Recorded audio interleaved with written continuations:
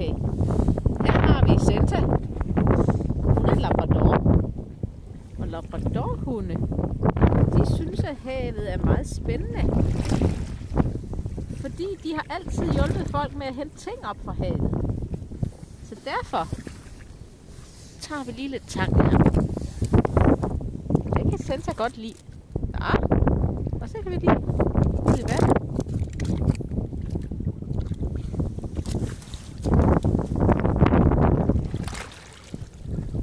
Spændende så. Ja.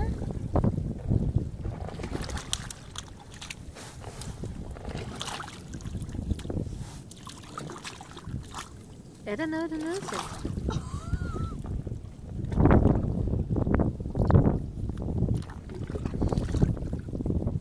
Så hentede de ting op med deres poter